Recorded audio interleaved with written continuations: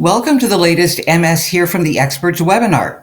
This webinar series is helping people better understand multiple sclerosis, highlights MS-related resources, plus provides tools and tips to navigate their MS journey with more knowledge and confidence. Our intention is to help learn more about this disease, treatments, research, wellness strategies, our programs, and much more. My name is Shauna McKinnon, and I'm your moderator for this evening's broadcast. I've had multiple sclerosis since January of 1998. And recently retired a couple of years ago from almost 40 years in radio. So welcome to both our audiences, including those joining the broadcast on Facebook Live. MS Canada would like to acknowledge that we are on the unceded and ancestral territory of First Nations, Inuit, and Métis people across Canada.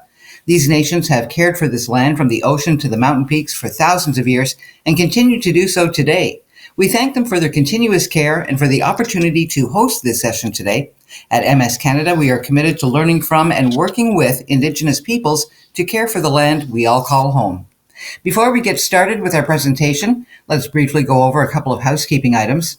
If you have a question, you can type it into the chat box and we will try to get to as many questions as possible following the presentations.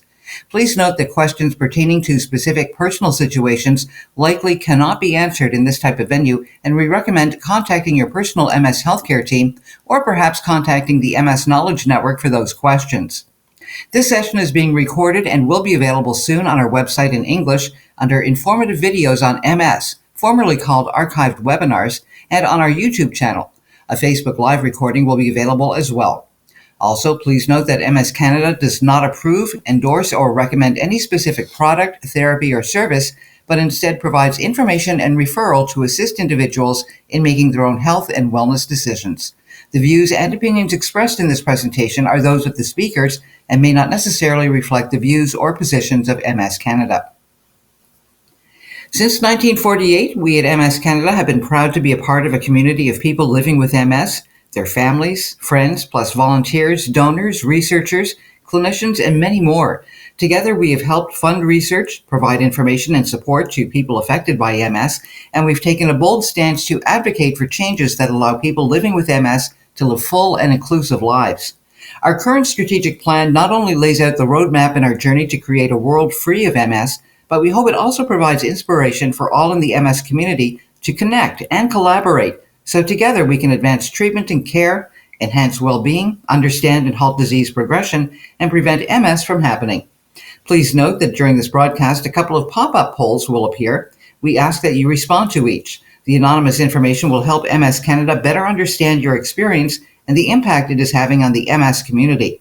Your responses will help strengthen our education sessions in the future. Today's broadcast is an opportunity to learn more about aging and multiple sclerosis. At an international workshop on aging with MS earlier this year, it was announced that almost half of all people living with MS today are 55 years of age or older, and more people are getting diagnosed with MS at later ages than ever before. Yet relatively little is known about how aging impacts MS disease activity, early detection and treatment of comorbidities, along with addressing MS symptoms, progression, and disability, plus strategies to help enhance wellness, are important to improve overall quality of life as someone ages with MS. Today's expert is Dr. Kristen Crisco, a neurologist specializing in MS and neuroimmunology at St. Michael's Hospital in Toronto. She is an assistant professor and clinician investigator. Dr. Crisco has told us the support from MS Canada has and continues to be critical for my research, as I would not be able to perform this work without their financial support. Now I'd like to welcome Dr. Crisco. Thank you very much. We'll be focusing in on aging and MS today. And I just wanted to highlight the International Advisory Committee meeting that I attended earlier that was mentioned already, where experts met to discuss some of the unmet needs in aging and MS. And we reviewed many areas of knowns, but also areas of unknowns to try to develop strategic planning, to try to help support research, clinical care, and education of people who are living with MS as they age. Here are my disclosures. So we'll start with a brief introduction about aging and MS, and then talk about the clinical features and diagnosis of MS at an older age. We'll talk about chronological versus biological age and how that is important in people with MS. We'll talk a bit about some aging biomarkers that are coming forward in the research field. We'll touch on reproductive aging, comorbidities, and treatment of MS with age. So to start with aging, we know that MS typically begins around the 30-year of a person's life. But there's really been a shift in the onset of MS to an older age. And as was just mentioned, more than half of people with MS are 55 or older now. So people are living longer with MS, and those who are diagnosed in their 30s are aging and now maybe in their 50s or higher. But also we're seeing diagnoses in older age groups, which we'll talk about as well. So this figure here shows the prevalence of MS based on age and sex in the US. So males are in red and females are in blue. So we see that MS is more common in women. But the peak prevalence of people living with MS is really in this older age group, where we see half of the people living with MS are now 55 or older. We'll speak next about the clinical features of MS at an older age, and I wanted to just highlight some definitions. So we typically think of adult onset MS to be typically diagnosed between 20 and 40 years. And then in research, they define these other stages of MS onset. So late onset MS is diagnosed at the age of 50, greater than 50, and very late onset MS is diagnosed at greater than 60 years. Of course, we know many people with typical onset in their 20s to 40s do age and then become older persons with MS, and this is considered greater than 55 to 60, where there's a lot less research on, and we see that clinical trials of our typical disease-modifying therapies often exclude this age group. For those who present with MS at an older age, so their first attack or their first disease onset of progression starts at an older age, we see that the symptoms is a bit different than those who present at an earlier age. So we see more motor symptoms. So this includes weakness or stiffness. And we see less eye symptoms, so less optic neuritis or visual symptoms. We also see that a progressive course is more common as the beginning of MS in those who present who are older at the onset. So primary progressive MS, where individuals have never had relapses, is more common in people who their MS first presents at a very late onset stage. This is a complicated figure, but the point is that relapses decrease with age, as well as how long someone has had MS. So in people who are older, who have MS, regardless of when their MS began, they tend to have less relapses than those who are younger. But we know that if an individual only starts to have their MS symptoms at an older age, they do seem to have more relapses than those who have had MS for a longer period of time and are the same age as them. So it's this complex interplay between how long you've had MS, but also the age. And we see that if we look at the age, we see less relapses with age. But the age of onset, if they've had MS for a short time, in those few years after the disease onset, we tend to still see more risk of relapses, even in people who the MS starts, at say 55 or 60. If we look at disability, so the EDSS is a disability score, and an EDSS of 6 means time to needing to use a cane. And we see that this occurs more quickly from the disease onset in people with very late onset MS, compared to those with adult onset MS between 20 to 40 years. So it may take longer for someone who has MS onset at a younger age to need a cane, compared to someone who has MS at an older age when it begins. But we still actually see that the use of a cane may be at an older age in someone with very late onset MS because they really begin at a later age. If we look at the clinical course of MS just in another way here, we see that at older age, we see more trouble walking, less numbness, and less vision changes. And we also, just showing it in another way from a different study in the figure on the left, we see more progressive onset MS in people with MS who are older. And this is another study that looked at the disability progression. And this is where it shows the time to not being able to walk unassisted. And it shows those with late onset MS happens more quickly from the diagnosis compared with those with younger onset. But if we look at the time to being unable to walk from birth, which means basically at the age at which you can't walk, it's actually at a later age for those people with very late onset MS. So they've had MS for a shorter time when they can't walk without assistance, but that actually is happening at an older age.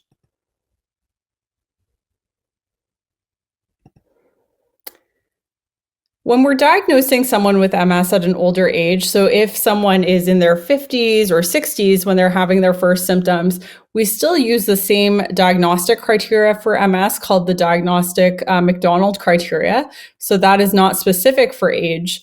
But it's been raised that there's more diagnostic delays in people who are older because they're not fitting the typical clinical picture of what a physician may think of when they think of multiple sclerosis. In the new criteria that's not yet available but has been presented for MS, there are kind of points made that we need to be careful and make sure we're not missing someone else who has like a diagnosis other than MS for someone who's older at presentation, because there are more other possibilities that might be causing the neurological symptoms. So for one instance is stroke and vascular disease increase with age. So we would not want to misdiagnose someone with a vascular disease as having MS. It's also important to rule out, people with older age are more likely to have degenerative disease in their spine, and compression of the spinal cord needs to be excluded because it's treated differently. And then some other examples are nutritional deficiencies like B12 deficiency.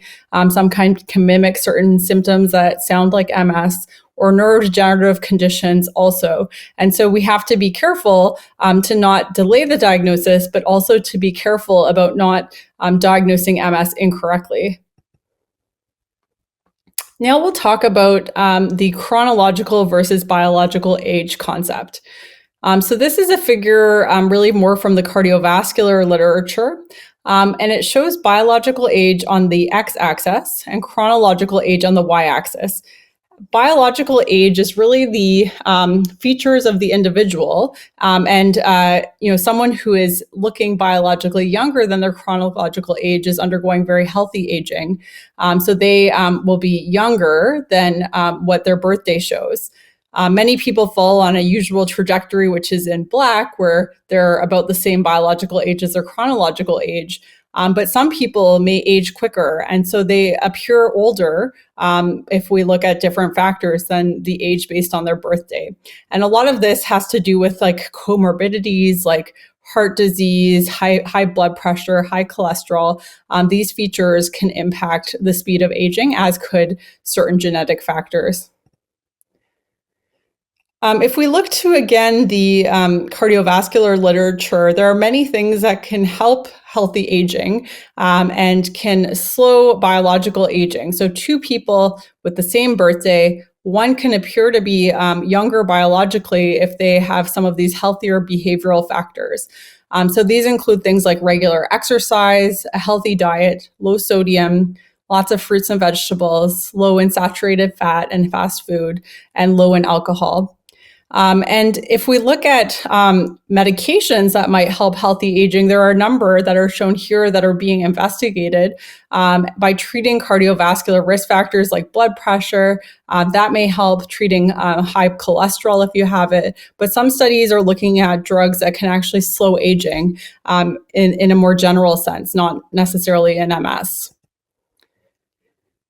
We know that MS, there's many aging processes that are happening, and people are, aging, and they may also have MS. And so this was a review article that I was part of with Dr. Jennifer Graves from the US, looking at all the different parts of aging that are occurring and how these might impact MS. And you're not meant to see all the details, but we know that aging cells impacts the immune system. So that may be why there are less relapses with age. But also aging affects some of the ability to repair and remyelinate. So it may be harder to recover from relapse with older age. So to look at some aging biomarkers, so there are some ways we can measure some of this phenomenon of biological age. This isn't something we really do in the clinic, but it's an area of research. Here are some aging biomarkers shown. So leukocyte telomere length is one of the classic markers of aging, and we will look at that soon. But telomeres are parts of chromosomes, which are in all of our cells, and they shorten every time the cell divides. And so with age, they're shorter, and there are natural processes that prevent them from shortening too much, but they are a marker of the age of cells. We're not going to talk too much about epigenetic age or senescence markers because these are still very heavily in research. But there's also another aging biomarker called a multi-marker clinical indice, which may be more close to use in clinical practice because it is a combination of metrics we can already measure in the clinic if we want to. So what are telomeres? So I mentioned telomeres are a part of the chromosome, which is a genetic material in the cell, and they shorten every time the cell divides. And if there's certain processes that might be occurring in people with MS, like oxidative stress or damage to the DNA, they shorten more quickly. And we see that if someone has heart disease or dementia or certain autoimmune diseases, the telomeres may be shorter. So this may be a marker of early aging. I had done a study when I was in fellowship at UCSF, and we looked at aging, and we saw that if we measured the telomere length as a marker of age, it seemed that the people, even if they had the same birthday, if they had shorter telomeres, they seemed to be doing worse from their MS. So they had worse disability when we used the EDSS score, and they had more brain atrophy or loss of brain tissue. And so this was a clue that, some of these biological aging processes might be at play as people with MS age. We also looked at that in some people who had their telomeres measured multiple times and saw those who had more shortening of telomeres, so more aging in their cells, seemed to do worse on the EDSS as well. Other studies have looked at this and typically are seeing signs that telomeres may be shorter in people with primary progressive MS. And other studies have shown, especially people with progressive MS, have shorter telomeres. Those with shorter telomeres may have a higher risk of converting to secondary progressive MS. And then they also seem to be associated with higher disability scores in some studies. So based on this, we don't have this available in the clinic yet, so it's not something that we measure, but it's being looked at in research, and it shows us that biological age seems to be important. And so trying to target biological and age in some way may help disability in MS. And we know that disability and progression are very hard things to treat. And so this is, an active area of research. I mentioned also the multi-marker clinical index. So this is called the NHANES Biological Index, and it's measuring basically all kinds of other organs. So not focusing on the nervous system, but looking at things like your blood pressure, whether you have diabetes, cholesterol levels, liver measures, inflammation in your body, kidney function, and lung function. And putting these all together, you can get a score showing how healthy these organs are, which is a marker of how aging is affecting someone's body. And it's found that those with worse scores on this index seem to have a higher risk of aging-related diseases like heart disease and dementia, but also higher risk of death. This was looked at in one study in the US where they also found that patients with MS seem to have higher scores, so worse biological age than controls, but there was a large range. So this is showing the MS individuals in blue, and in green was healthy controls. So we see a huge range, and so many people with MS were in a similar level to the controls, but there were some that were worse. And then we also saw in that study that people with MS who had more cognitive dysfunction seemed to do worse on this. Moving to reproductive aging. So of course our cells are aging, but so are our reproductive organs, and our hormones are changing with age. And so if we look to female aging, we have menopause occurring. And menopause, while it's defined by the time of the last menstrual cycle, it's actually something that the processes of female aging in the reproductive organs are happening earlier. And so in the 10 years before menopause, there's decline in the function of the ovaries. So after the age of 40 in particular, the ovaries are not secreting as many hormones, and that's when fertility decreases naturally.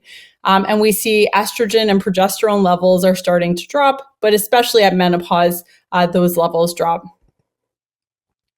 In men, testosterone is also decreasing with age, and this is called andropause. That's actually something that happens more gradually. So it's happening even from the 30s that the testosterone levels are gradually decreasing.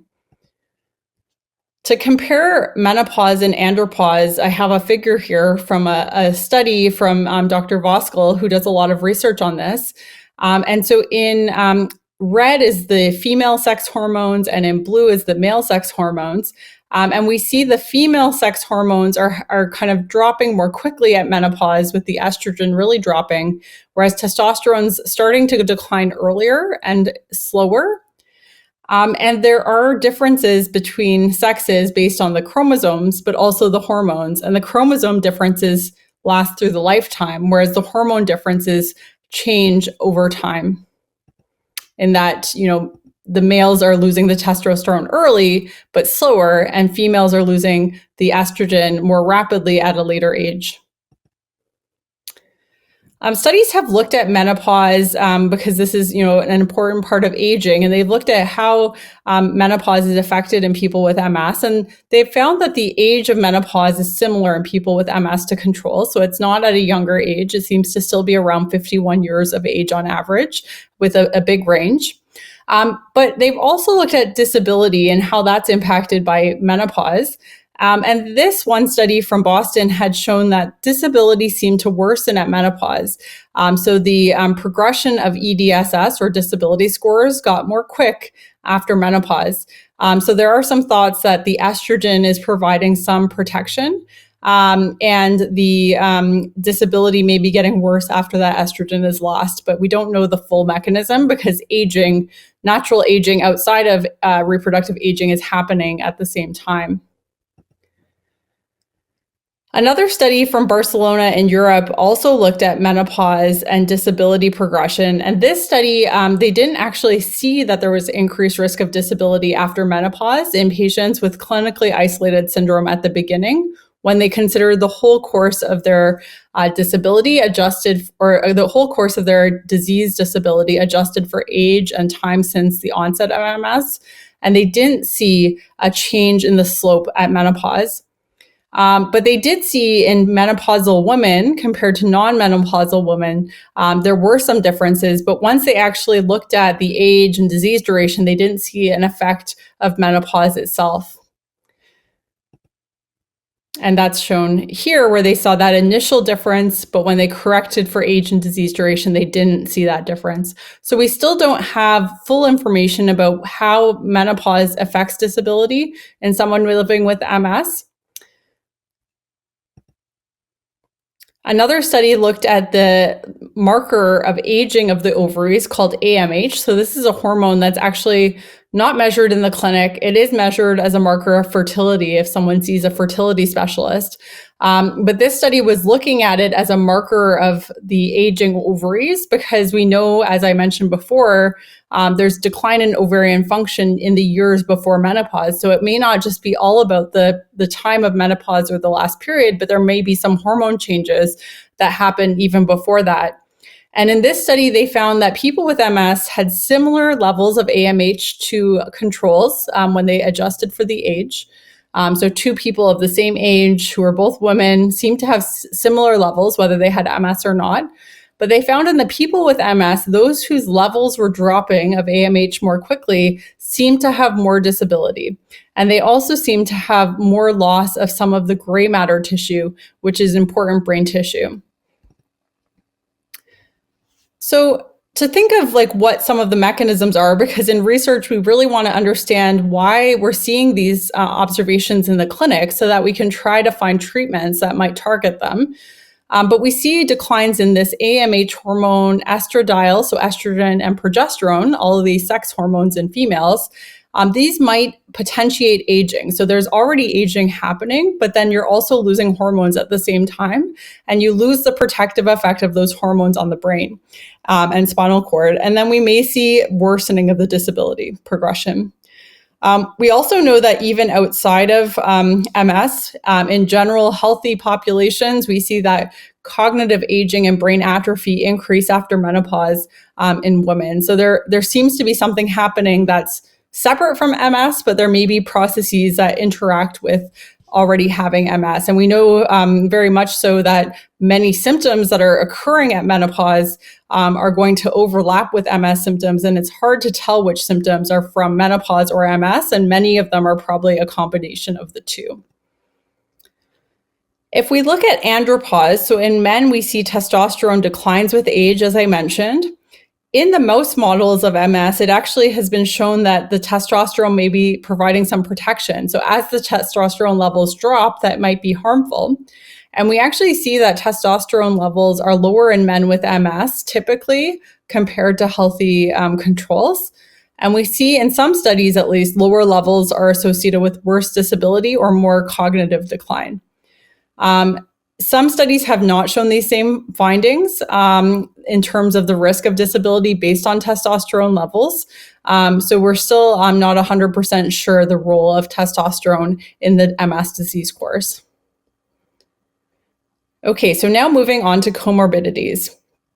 So what is a comorbidity? So this is the total burden of illness other than the specific disease of interest. So when you're in your neurologist's office, when I have my patients with me, I'm thinking of all the other conditions they have. You know, I focus obviously on the MS, but it's important to think about the other conditions and how those may impact symptoms as well as medications, disease progression.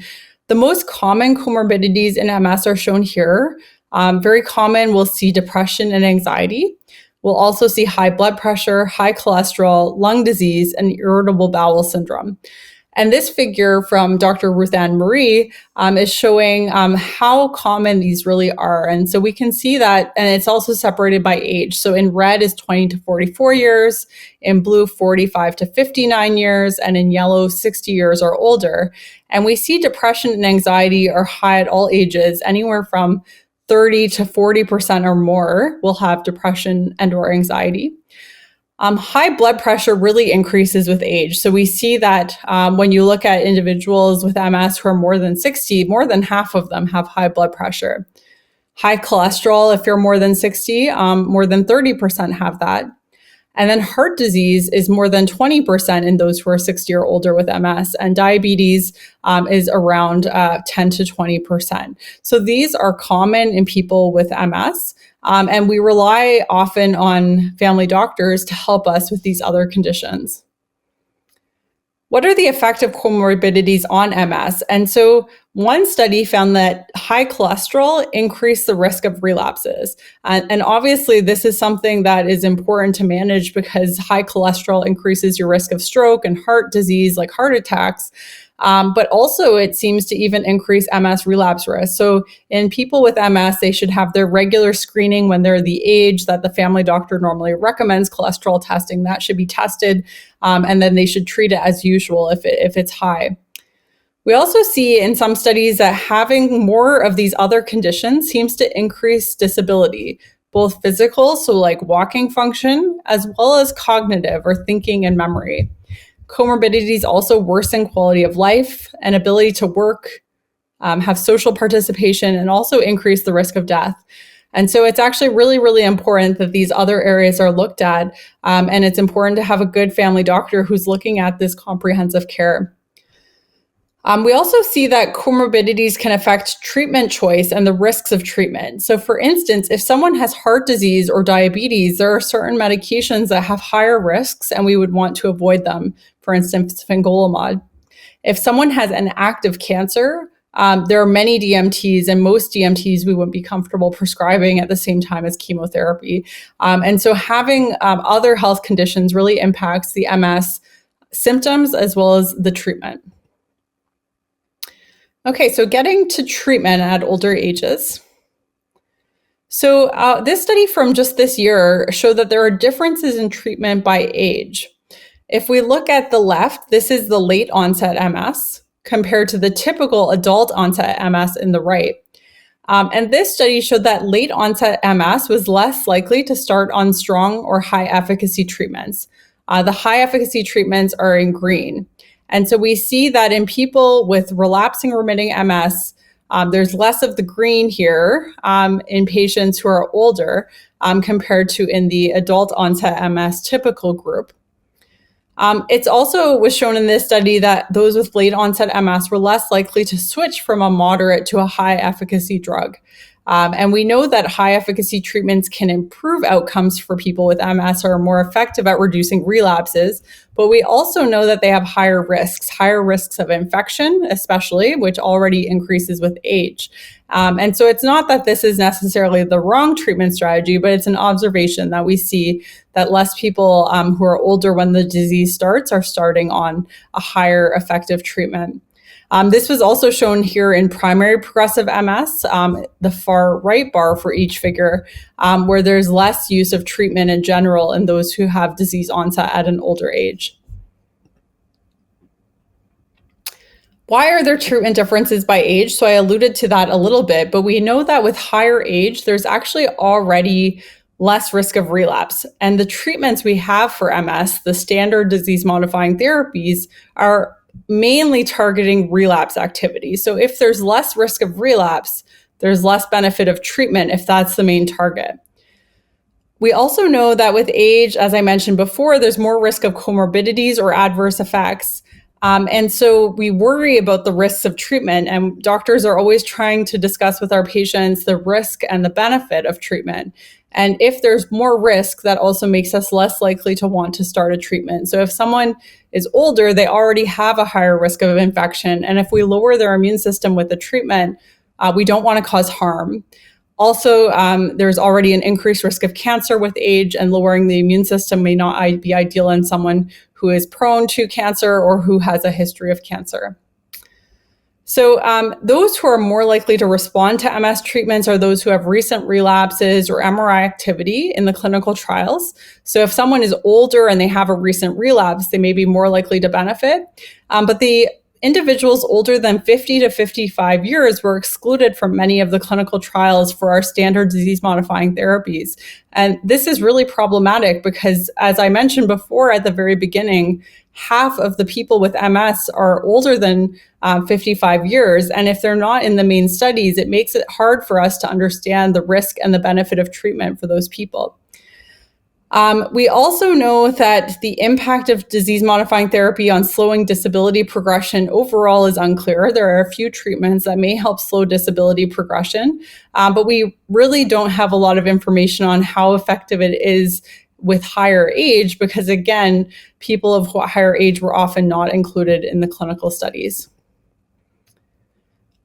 This is a meta-analysis, which means they put together the results of many, many different clinical trials, which were done on many different disease-modifying therapies, which you can see the different colors in the legend on the top right. But they looked at, in the clinical trials, how effective were the drugs on disability progression based on the age of the people in the trial. One thing to note is that, again, we don't see people who are older even in the clinical trials. So the last bubble here showing a clinical trial was at the age of 50. And so we don't have people who are older than that to really draw conclusions. But they found that the older the people were in the trial, the less likely the disability progression was inhibited.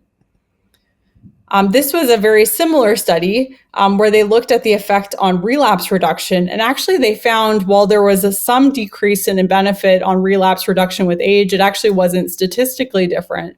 But again, if you look, the highest age was around 40 years. So it just leaves a lot of question marks for those who are older. There's been some focus in the MS world looking at stopping treatment. So say you had started an MS treatment when you were 30 or 35 years, and now you're 60 years old. You've been on that treatment for a long time. And so as we have more people with MS living with the disease as they age and for a longer period of time, and we have more treatments, we need to understand, is there a safe time to stop treatment? So this is just one of the studies that have been done that I'm highlighting here that was called the DISCO MS trial that was published last year. And they tried to see if those who were stopping their DMT or continuing their DMT, was there a difference in the risk of disease recurrence or activity within people who were older? This study included people with all types of MS who were at least 55 years. They had to have no relapses in the last 5 years and no new MRI lesions in the last 3 years while on a treatment. And they were randomized, so they didn't know which group they were going to choose. Like they didn't choose with their doctor. Basically, they were randomly assigned whether they would continue or discontinue the drug. And then they tried to see if there was a difference. And it was a bit of a complicated study design, but they wanted to see if stopping was inferior or less good than continuing the drug. And they looked at a composite outcome, including relapses or new lesions over 2 years. One thing to note was that most people in this trial were on interferon betas or gluteramers, so some of our lower effective platform injectables. They found that there were new relapses or new lesions in 4.5% of those who continued compared to 12% of those who discontinued. So there seemed to be a difference. They could not prove that discontinuing was inferior. And it actually looked like there were less issues in those who continued. But the main reason for the difference was that they were having more new lesions in those who stopped treatment, not necessarily new relapses. But we do see here a separation where the people who discontinued in blue did seem to have more disease activity. But as mentioned, it was mainly on MRI, sometimes just 1 or 2 new lesions, and we don't really know the implications of that. Another thing to note, the adverse events, so negative things that happened like infections and other adverse events were actually similar between the groups. So we weren't seeing a lot of benefit on, say, reducing infection risk by stopping. And then it was only a 2-year study, so they couldn't look at the effect on disability progression. They didn't see a difference between groups, but we know that we need longer to see that. Unfortunately, from this study, we don't have a strong answer about whether it's safe to stop or continue a treatment, but more studies are happening. And I think this is something that is discussed on an individual patient basis between their doctor and them about how they're tolerating the medication. Are they having any significant risks, issues, or infections? And how active their disease was in the past, and trying to make a decision together. And I think as age is higher, then that is a discussion you have over time, and it's not something you decide in a single visit. Usually you might talk about it for a little while before it's a decision to be made. But if stopping, I generally monitor more closely, these patients.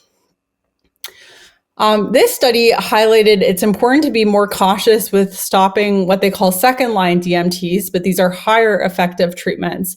And so in this study, they found that the risk of relapse was actually a lot higher in the gray patients in this gray bar, where we see that the risk of relapse was quite high in many of the patients who stopped the treatment.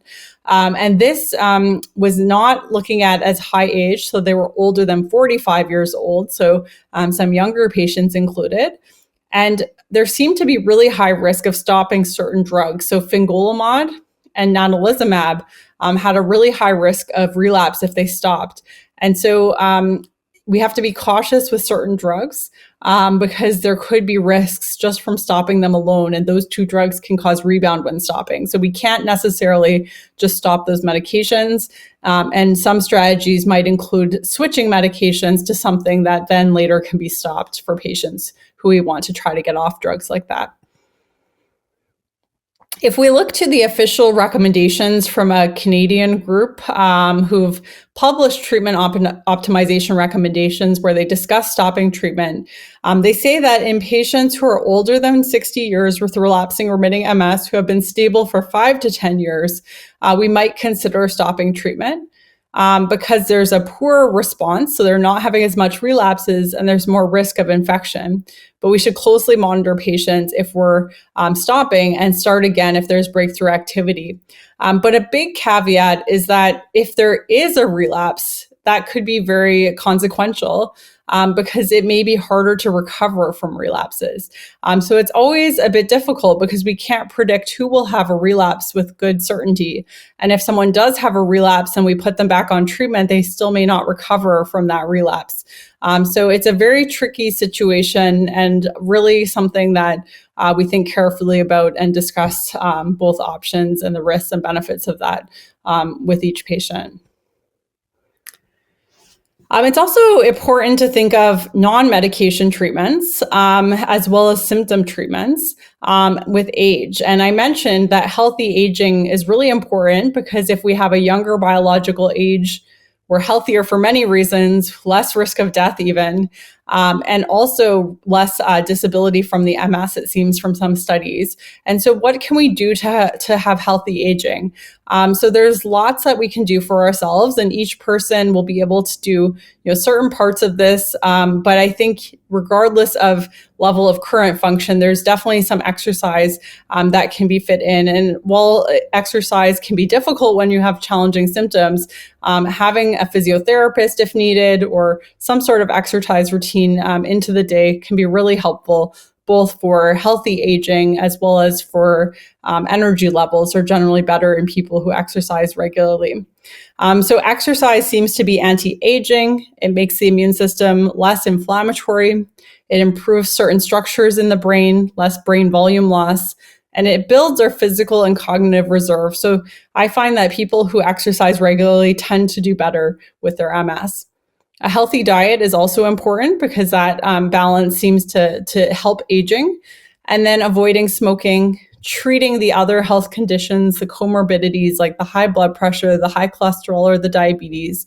And then also managing symptoms. There's both non-medication ways and there's medication ways to manage symptoms. But for instance, depression and anxiety, there's a lot of strategies for cognitive behavioral therapy that can be helpful in addition to medications in some cases. Cognition, starting to develop some cognitive rehabilitation programs for people with MS.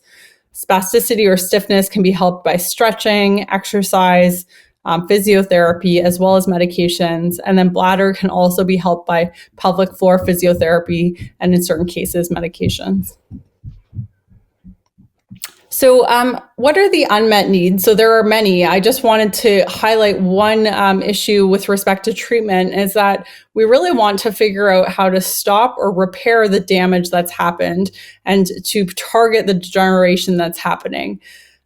We know already from especially animal studies and also recovery from relapses that we see that repair and remyelination is not as effective with older age.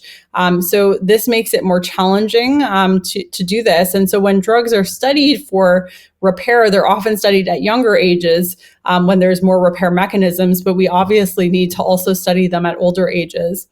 And then in the general aging literature, there have been studies looking at anti-aging medications, drugs that prevent bad aging, but we don't have any answers yet. We always are worried about potential risks of those kind of drugs. But studies are going on for drugs like metformin, which is a diabetes medication, but there's some suggestion that it might improve remyelination and slow aging. So there are studies going on looking at this in people with MS. And then there are studies of GLP-1 receptor agonists called semaglutide, or you may know it as Ozempic, which seems to be promising, looking at antioxidant and anti-inflammatory effects in animal studies. Now, if I have patients with diabetes who need to go on one of these medications for diabetes, I'm supportive of it, but we don't use these for MS right now. It's an area of research.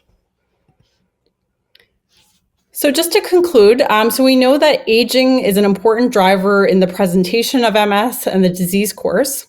And biological age may differ from chronological age, and biomarkers of aging may be helpful in research to understand this. We know that comorbidities increase with age, and the risk-benefit ratio of our current treatments differ with age. And there may be a future potential to target aging mechanisms to treat MS, and the best strategy we have now is really exercise, healthy diet. So to end, I will end off here. This is the Barlow MS Center where I work in Toronto, and I think we'll move to the question and answer. Excellent, Dr. Crisco. Thank you very much. I learned a lot there tonight. You answered several of the questions that I was forming in my head as you were speaking. but I do have a couple of my own questions that may be of interest to the rest of the audience. First of all, are there similar accelerated neurodegenerative rates in men and women at the age of menopause and andropause?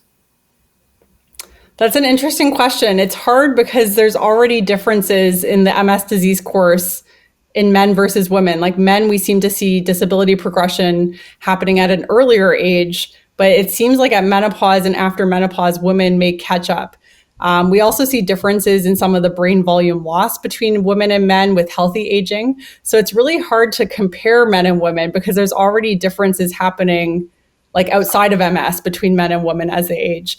So it's hard to know, but we see that definitely there are impacts of both, and these hormone changes really interact with aging. And that's still something that's hard to piece out, and it's hard to know in studies what's your best comparison group? Is it between women with MS versus women without MS? Is it between men and women with MS, or vice versa? And so it's very tricky to study, and I think also highlighted as an area we need to understand better to try to develop strategies. And there might be sex-specific treatments in the future if we can figure that out better. Okay. Now, this next question is kind of a two-parter. I got thinking about people with MS. Do we have more comorbidities than others?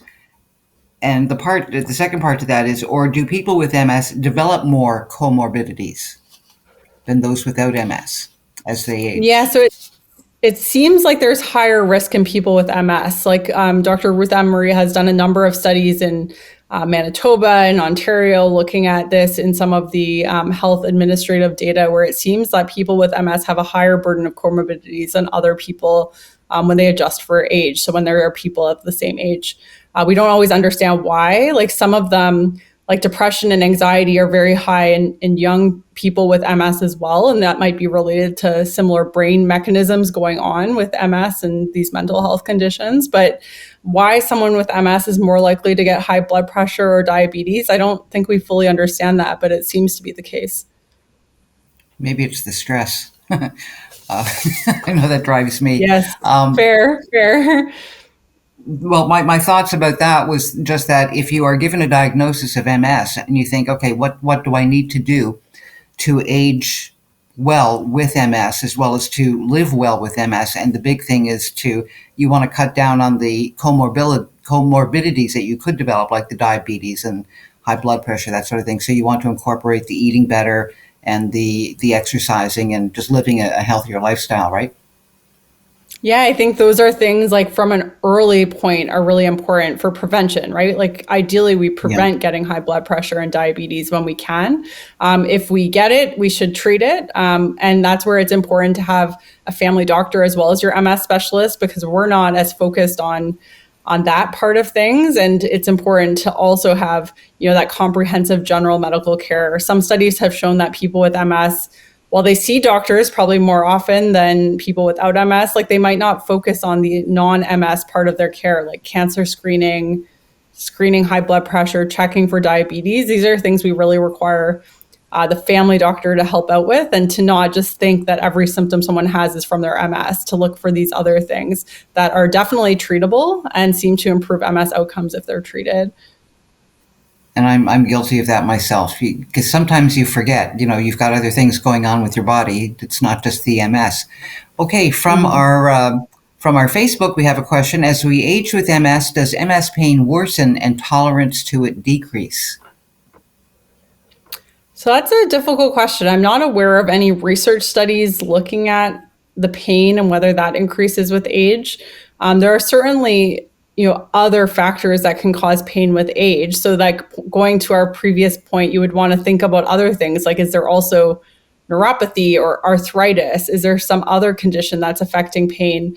And I personally think that sometimes, people assume their pain is due to MS, even though it may be due to something else. And if there's something else like arthritis of the hip that's causing really bad pain, if you didn't have MS, you would go to your family doctor, get some hip x-rays, and maybe you would, have certain treatments for that are different. And so that's where kind of having that healthcare team is important, to look for what's MS related and what's not. Tolerance to pain, I think that varies by person. Pain is something that's really hard to fully understand. But there are like pain management programs outside of medications that can be really helpful. And fortunately, we have some resources in Toronto where we're able to work on some of the non-medication approaches to pain, which seem to be very beneficial with less side effects. Okay, somebody is asking from Zoom about telomeres and measuring certain markers like telomeres. Is that done on a regular basis, or is that strictly clinical right now? Yeah, so the telomeres is not something we measure in clinic. It's something really that's a research-based measurement. I don't know if it will be something measured in the future, but it's really showing us that this like less healthy aging seems to be worse for MS, but it's not something we measure or track over time, but gives us that impression. And so doing things that improve healthy aging, like we've talked about, like exercise and healthy diet and not smoking, limiting alcohol, these things can always potentially help healthy aging, but we don't necessarily need to like measure it. And it's not a validated clinical measure that we can test. Okay. And another question here about Ocrevus. As we age, can being on Ocrevus cause an increase in comorbidities? So it depends on what comorbidity we're thinking about. Ocrelizumab is a B-cell depleting drug. It lowers your immune system. It can benefit primary progressive and relapsing remitting MS. It can increase the risk of infection. So if we consider infections to be comorbidities, infections can definitely be higher in people on Ocrevus of all ages, but especially with higher age. It was also shown that people with MS with higher disability levels and on Ocrevus were seeming to have more infections. And that's something that really came out and was highlighted in the COVID-19 pandemic, where people with MS had worse risk of COVID and severe COVID if they had more disability from their MS, and then Ocrevus or ocrelizumab also increased the risk of severe outcomes from COVID.